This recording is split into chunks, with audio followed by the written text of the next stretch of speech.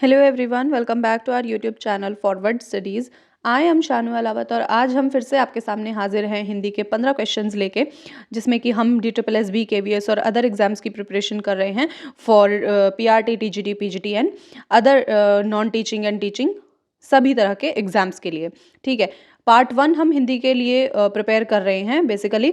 तो हिंदी का जो भी हमारे एग्जाम्स आएंगे, मतलब किसी भी फील्ड में अगर आप प्रिपरेशन कर रहे हैं कॉम्पिटेटिव एग्जाम्स की, तो ये आपको वहाँ हर जगह पे आपको काम आने वाला है। तो बेफालतू की बकवास बिल्कुल नहीं करेंगे हम और सीधा आते हैं क्वेश्चंस पर। तो क्वेश्चन नंबर 1 देखते हैं सबसे पहले, जिसमें कि हमसे पूछा गया है, दिए गए वाक्य में उपयुक्त विराम चिन्ह का चयन कीजिए। अपने साहस, पराक्रम और शौर्य के लिए राजा विक्रम मशहूर थे। तो आपको देखो, जब मैं बोल रही हूं तो आपको पता चलेगा कि मैंने कहाँ कहाँ एक गैप लिया है। अपने साहस, पराक्रम और शौर्य, यानी कि आपको यहाँ एक कॉमा लगाना है। पराक्रम और शौर्य, साहस, पराक्रम और शौर्य, ऐसे। ठीक है, साहस, पराक्रम और शौर्य के लिए राजा विक्रम मशहूर थे, पूर्ण विराम। अब ये पूरा होता है वाक्य। अब इसके हिसाब से हमने जो यूज किया है ना, उसी के हिसाब से हम अपना वो देख लेते हैं, ऑप्शन कौन सा है। ठीक है, लास्ट वाला, 4th one is the right answer, मतलब कि कॉमा और पूर्ण विराम, अल्प विराम और पूर्ण विराम। अब आगे चलते हैं अगले क्वेश्चन पर।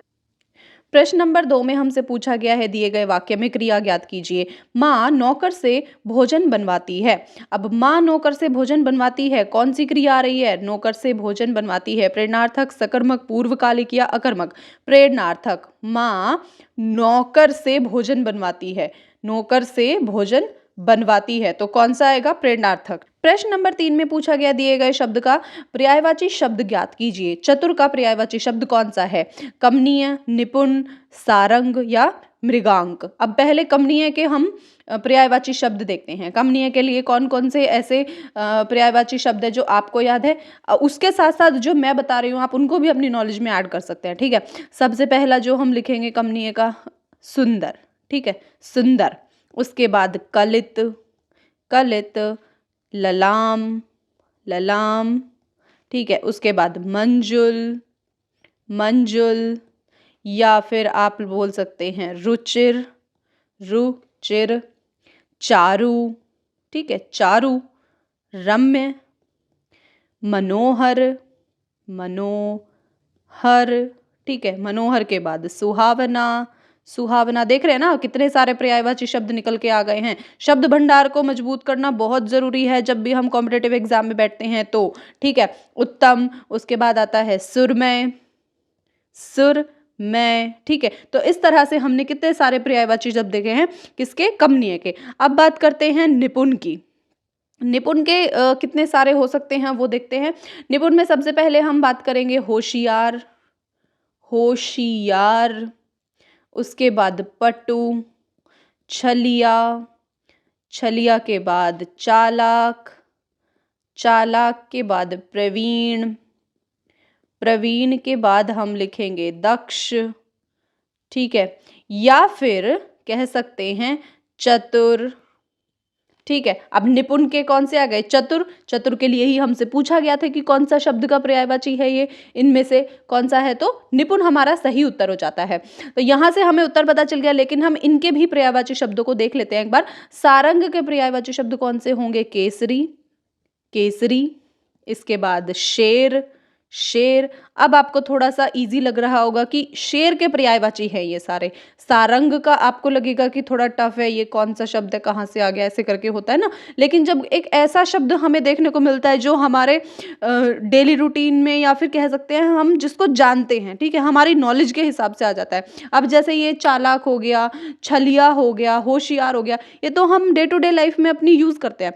तो इनसे अगर हमें पूछे तो हम पर्यायवाची आराम से बता देंगे। लेकिन जब निपुण, ठीक है, अब चतुर और निपुण ये हमारे हम यूज नहीं करते निपुण, तो चतुर तो करते हैं, लेकिन चतुर का हमें पता चल जाएगा। तो इस तरह से जो हमारे मतलब डेली लाइफ में अगर हम कोई भी वर्ड यूज करें या हमारी नॉलेज के बाहर का होता है तो वो हमें ट्रिगर करता है। अब जैसे सारंग है, सारंग के लिए आप शेर, अगर यहाँ पूछते कि शेर का पर्यायवाची बताओ तो आप आराम से बता देते ना, मतलब उसको कैटेगराइज करके भी ऑप्शंस को कि ठीक है ये नहीं हो सकता, ये नहीं हो सकता, ये हो सकता है, ऐसे करके। ठीक है, तो ऐसे होता है कि आप अपनी जो अपना शब्द भंडार है उसको खूब बढ़ाइए, मजबूत कर दीजिए उसको, सो दैट क्या होगा कि आपके सामने जब क्वेश्चंस आएंगे ना तो आप अटकेंगे नहीं। ठीक है, चलो वापस आते हैं। सारंग से हम आए हैं केसरी पे, शेर पे, फिर उसके बाद हम बात करेंगे महावीर, महावीर बोल सकते हैं। इसके साथ साथ इसके पर्यायवाची में आप जोड़ सकते हैं हरि, मृगपति, मृगपति, मृगपति, मृगपति के बाद आप मृगराज, मृगराज। ठीक है, उसके बाद नाहर, नाहर, और वनराज भी बोल सकते हैं, यानी कि वन का राजा। ठीक है, या वन पर राज करने वाला। ठीक है, इसके साथ साथ और कौन से रहते हैं, एक होता है शार्दुल, शार्दुल आदि, ऐसे और भी हो सकते हैं। ठीक है, अब आते हैं हम मृगांक पे। मृगांक के देख लेते हैं एक बार, दो चार पर्यायवाची इसके भी देखते हैं। और जैसे हो गया आपका चंद्रमा, चंद्रमा, चंद्र। ठीक है, चंद्र, इंदु, इंदु, शशांक, शशांक। इसके साथ साथ एक और सुधाकर, सुधाकर। ठीक है, इस तरह से मृगांक के पर्यायवाची हो गए। तो हमारा जो प्रश्न था वो था कि हमें चतुर का पर्यायवाची बताना था इनमें से, तो जो था हमारा निपुण, और इसके साथ साथ हमने इन सब के भी पर्यायवाची को डिस्कस कर लिया। अब चलते हैं क्वेश्चन नंबर 4 पर। ठीक है, क्वेश्चन नंबर 4 में देखते हैं हमसे क्या पूछा गया है। यहाँ पूछा है कि दिए गए वाक्य में रेखांकित भाग का सर्वनाम ज्ञात कीजिए। तो रेखांकित भाग क्या है, यह बहुत मेहनती लड़का है, यह बहुत मेहनती लड़का है, नॉट हैं, ये नहीं होगा। वर्तनी आ गई जी, वाक्य का शुद्धिकरण हो गया है। एक क्वेश्चन और निकल के आ गया कि वाक्य का शुद्धिकरण करिए, कौन सा इसमें जो त्रुटि कह सकते हैं कि त्रुटि निकाल दीजिए। तो एक शब्द और हमने यहाँ पे एक प्रश्न को और कर लिया है। ठीक है, तो यहाँ से हमारा आएगा यह, पहले तो इसका सही ये है कि यह बहुत मेहनती लड़का है, नॉट हैं। ठीक है, अब हैं कभी होता है ये बहुवचन में आ जाता है, जैसे कि आप किसी और के लिए एक से ज्यादा व्यक्ति के बारे में बात करते हैं और फिर आप बोलते हैं, उदाहरण के तौर पर राम, श्याम और अनीता बाजार जा रहे हैं। ठीक है, लेकिन अगर मैं बोलूं कि राम, श्याम और अनीता बाजार जा रहे हैं तो वो सही नहीं है, हैं आएगा वहां पे, यहाँ आएगा है। ठीक है, तो ये आपका एक शुद्धिकरण हो गया, वाक्य का त्रुटि आपने निकाल दी। खैर, वापस आते हैं क्वेश्चन पे। सर्वनाम पूछा है हमसे कि ये जो रेखांकित भाग है इसका सर्वनाम कौन सा है, निजवाचक, पुरुषवाचक, निश्चयवाचक सर्वनाम या फिर अनिश्चयवाचक सर्वनाम। यह मेहनती लड़का है। अब जब हम बात कर रहे हैं तो हम किसी को देख के या किसी की तरफ इशारा करके या उसको मतलब हमने फिक्स बता दिया है कि यह मेहनती लड़का है, तो हमने निश्चित रूप से बताया है कि यह मेहनती लड़का है। हम ये नहीं, इस वाक्य को पढ़ के आप मतलब डाउट में नहीं है कि किसकी बात हो रही है, क्योंकि हमने सीधा सीधा डेमोन्स्ट्रेट होता है ना, डेमोन्स्ट्रेटिव प्रोनाउन होती है, उसको यूज करते हैं आप, तो वो ही है ये। ठीक है, आपने यह बहुत मेहनती लड़का है मतलब आपने पूरा निश्चित रूप से आपने बता दिया है ये। तो यहाँ से जो हमारा उत्तर होगा वो कौन सा होगा, निश्चयवाचक सर्वनाम। ठीक है, प्रश्न नंबर 4 का उत्तर है थर्ड ऑप्शन, निश्चयवाचक सर्वनाम। प्रश्न नंबर 5 में पूछा गया है दिए गए शब्द युग्म का सही शब्द युग्म ज्ञात कीजिए, यानी कि कर्ण और कर्ण, इनसे कौन सा ऐसा ऑप्शन है जो एकदम सही बैठ रहा है इनके हिसाब से। ठीक है, उसके हिसाब से अब पहला है आग, किसान, चमक, चांदनी, कूड़ा, केकड़ा, इंद्रिया और कान। अब देखो यहाँ से हमें क्या देखने को मिल रहा है कि कर्ण और कर्ण, अब इसका मतलब क्या होता है, कान। ठीक है, अब यहाँ से अगर मैं ये भी कहूँ कि तुम्हें दोनों में से एक का मतलब पता है तो भी तुम सही ऑप्शन मार सकते हो। अगर तुम्हें ये डाउट है कि कौन सा ऑप्शन सही है तो भी तुमने उत्तर को ढूंढ लिया है एक तरह से। ठीक है, ट्रिक्स होती है ना, जब आप मैथ्स पढ़ते हैं या फिर रीजनिंग पढ़ते हैं तो आप ट्रिक्स यूज करते हैं, तो उस तरह से हमने अगर देखा जाए तो इसका उत्तर हमने ये निकाल लिया है। लेकिन आपको क्या, जब हम हिंदी पढ़ रहे हैं तो हमें मतलब तो उसका भी पता होना चाहिए। तो यहाँ से हमें क्या पता चला, इसका क्या मतलब होता है, काम या करना बोल सकते हैं। ठीक है, जिसका कि सीधा सीधा सा मतलब आपका किससे आता है, इंद्रियों से। ठीक है, तो इंद्रियां और कान, ये इसका क्या है, सही उत्तर है 5वें का। करण और कर्ण का जो सही शब्द युग्म है वो है इंद्रियां और कान। प्रश्न नंबर 6 पर चलते हैं। प्रश्न नंबर 6 में क्या पूछा गया है देखते हैं। दिए गए वाक्य का काल ज्ञात कीजिए। बच्चे खेलने जाएंगे, बच्चे खेलने जाएंगे, ये तो हमें पता चल रहा है कि भविष्य काल की बात हो रही है, ठीक है, यानी कि आगे जो आने वाला काल होता है उसकी बात हो रही है। तो यहाँ से देखते हैं संभाव्य भविष्यत काल, सामान्य भविष्यत काल, हेतु भविष्यत काल या फिर अपूर्ण भविष्यत काल। अब देखो यहाँ से हमें पता चल रहा है कि ये जो है सामान्य भविष्य काल है, बच्चे खेलने जाएंगे, ठीक है। यहाँ पे हमें संभाव्य भी नजर नहीं आ रहा है, हेतु भी नहीं है और अपूर्ण भविष्यत भी नहीं है, तो उत्तर यहाँ से निकल के आएगा सामान्य भविष्यत काल, ठीक है। प्रश्न नंबर 7 पे चलते हैं। क्या पूछा है देखते हैं प्रश्न नंबर 7 में, निम्नलिखित वाक्यों में संयुक्त वाक्य ज्ञात कीजिए। निम्नलिखित वाक्यों में संयुक्त वाक्य ज्ञात कीजिए। अब देखो यहाँ से कौन सा उत्तर आएगा। पहले ऑप्शंस देखते हैं। वह परिश्रमी है क्योंकि ईमानदार भी है। वह जो परिश्रमी होता है वह ईमानदार भी होता है। जो परिश्रमी होता है वह ईमानदार भी होता है, दोनों अलग अलग हैं। यदि वह परिश्रमी है तो ईमानदार भी है, ईमानदार भी है। यदि वह परिश्रमी है तो क्या हो गया, डिपेंडेंसी आ गई है ना। वह परिश्रमी है और ईमानदार भी, तो यहाँ से संयुक्त वाक्य कौन सा है, ठीक है। अपना उत्तर कमेंट सेक्शन में कमेंट करके ज़रूर बताइएगा कि आपके कितने, आपको 15 क्वेश्चन हम करते हैं, 15 में से आप कितना स्कोर कर पाते हैं, उसके लिए आप मुझे कमेंट सेक्शन में कमेंट करके ज़रूर बताइए, सो दैट कि मुझे ये समझ में आए कि क्वेश्चंस का लेवल और ज़्यादा हाई करने की ज़रूरत है या फिर जो अभी चल रहा है वो इनफ है। मैं आपको बता दूं कि ये जो आज हम 15 क्वेश्चन कर रहे हैं ये TGT social science, TGT social science के पेपर में आए थे, ठीक है। मॉर्निंग शिफ्ट में 8:30 to 10:30 जो हुआ था, 2021 में ये एग्ज़ाम हुआ था, 9 सितंबर आई थिंक, ठीक है। तो उसी का हम ये अभी जो पेपर हैं वो सॉल्व कर रहे हैं। तो और मैं जो डेली जो क्वेश्चंस कराती हूँ ना वो भी आपके किसी ना किसी एग्ज़ाम में ही आए हैं। अभी मैं 2021 वाले जो भी हमारे प्रैक्टिस सेट हैं उनको मैं अभी करा रही हूँ। तो मेक श्योर कि आप इनको बिल्कुल भी मतलब स्किप ना करें, ये आपके लिए बहुत ज़्यादा हेल्पफुल है। क्योंकि जब हम प्रैक्टिस करते हैं, अगर हमने पढ़ लिया तो हम प्रैक्टिस करते हैं जो हमारे प्रीवियस ईयर क्वेश्चन पेपर होते हैं उन्हीं से, तो वही हम करवा रहे हैं, आपके लिए बहुत ज़्यादा हेल्पफुल है। मेक श्योर आप वीडियो को लास्ट तक देखें और अपना स्कोर मुझे कमेंट सेक्शन में ज़रूर बताइएगा, ठीक है। अभी हम अपने प्रश्न के उत्तर को ढूंढ लेते हैं। वह परिश्रमी है और ईमानदार भी, तो हमारा जो प्रश्न का उत्तर है वो यही है। संयुक्त वाक्य कौन सा होता है जहां आपको वाक्य में दो या दो से अधिक स्वतंत्र या फिर मुख्य जो उपवाक्य होते हैं उनको देखने को मिलता है, वो एक साथ जुड़े होते हैं, उनको हम संयुक्त वाक्य कहते हैं, ठीक है। जैसे कि कैसे जुड़ते हैं वो, और, परंतु, इसलिए आदि, इन सब शब्दों से वो जुड़ते हैं, तो वो हमारे संयुक्त वाक्य होते हैं, ठीक है। अभी हम कोशिश करेंगे कि कंसेप्चुअल वीडियोस भी डालना शुरू करें, सो दैट क्या होगा कि आप उनको वहां से कंप्लीट करके और फिर चैप्टर वाइज भी क्वेश्चंस को लगाना हम शुरू कर सकते हैं, ठीक है। तो अभी के लिए हम वापस आते हैं अपने क्वेश्चन पे। क्वेश्चन नंबर 7 का ऑप्शन नंबर 4 हमारा एकदम सही है, और से हमने इसको कनेक्ट किया है, तो संयुक्त वाक्य क्या है हमारा 4th है। प्रश्न नंबर हमसे 8 में पूछा गया है, निम्नलिखित वाक्यों में से मिश्र वाक्य ज्ञात कीजिए। अब मिश्र वाक्य कब ज्ञात करेंगे, जब हमें पता होगा कि मिश्र वाक्य क्या होता है। अब देखो मिश्र वाक्य की मैं अगर आपको एक परिभाषा बोलूं कि जिन वाक्यों में एक मुख्य या प्रधान वाक्य हो और अन्य आश्रित उपवाक्य हो तो उसको हम मिश्रित वाक्य बोलते हैं। आपको समझ में आया? नहीं। अब मैं आपको एक और तरह से बताती हूँ कि जिस वाक्य में एक मुख्य उपवाक्य और उस पर जो अन्य वाक्य हैं वो आश्रित होते हैं, ठीक है। आश्रित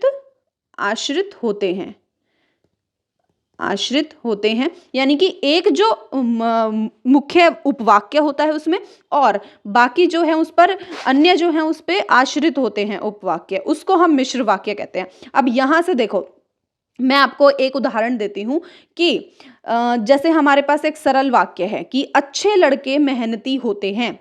अब इसमें हम मिश्र वाक्य कैसे बनाएंगे? जो लड़के मेहनती होते हैं, अच्छे होते हैं।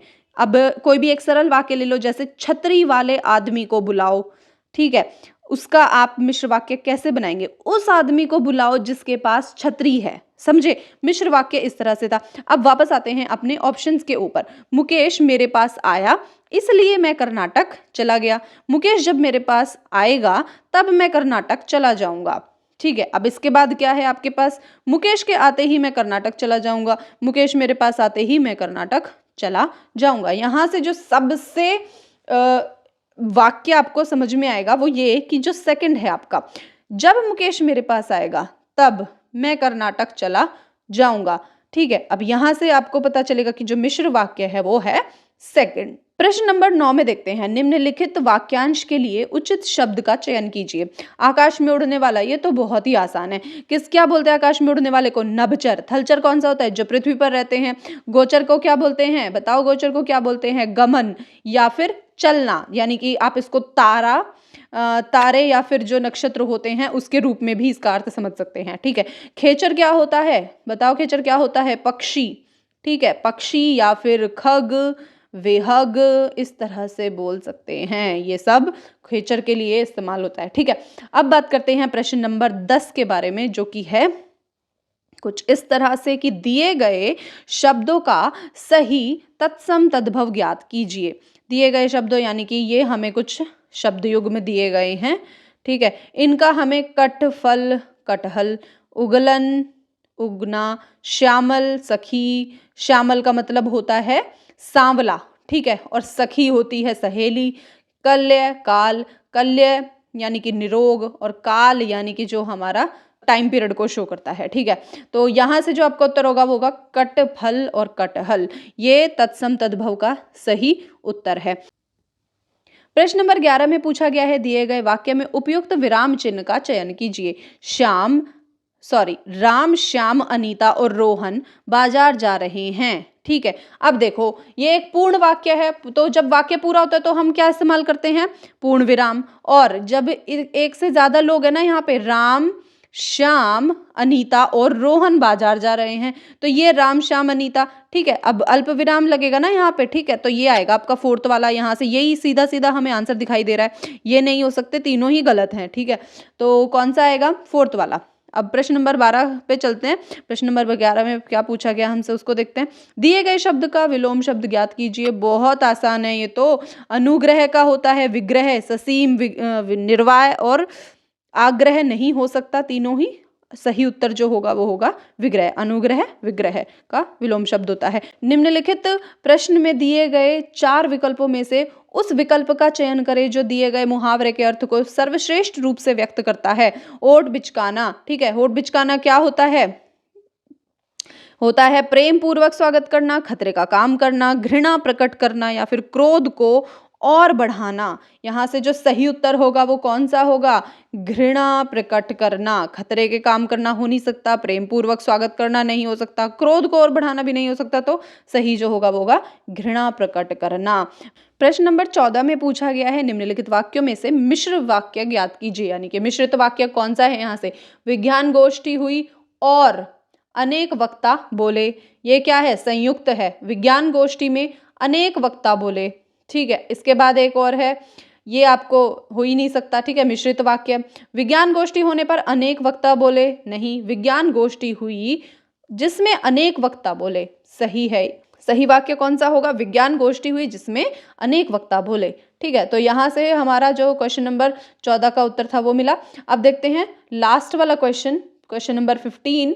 इसमें हमसे क्या पूछा गया है डिस्कस करते हैं। चलो पहले इसको देख लेते हैं। निम्नलिखित प्रश्न में दिए गए 4 विकल्पों में से हमें क्या वही पूछा गया है कि सर्वश्रेष्ठ रूप से व्यक्त कौन करता है मुहावरे के अर्थ को? झंडे तले आना, झंडा फहराना, फर्ज अदा करना या फिर युद्ध में किसी का पक्ष लेना, देशभक्ति प्रकट करना। झंडा फहराना नहीं है, फर्ज अदा करना नहीं है, युद्ध में किसी का पक्ष लेना होता है झंडे तले आना। सही जो मुहावरे का अर्थ है वो यही है। तो यहाँ से हमने 15 क्वेश्चंस को डिस्कस किया है। अगर आपको वीडियो अच्छी लगी हो तो एक लाइक ज़रूर कर दीजिएगा और इसके साथ साथ चैनल को सब्सक्राइब कर दीजिएगा, क्योंकि ऐसी ही वीडियोस हमारे चैनल पे आने वाली हैं। और 15 क्वेश्चंस की वीडियो तो अप्रॉक्सीमेटली मतलब मेरे हिसाब से डेली आनी चाहिए। मैं कोशिश तो करती हूँ, लेकिन समटाइम्स और जो मेरे काम हैं उनके चक्कर में मैं वीडियो अपलोड नहीं कर पाती हूँ। So stay tuned for more videos and subscribe the channel, press the bell icon. So this is for today and thank you.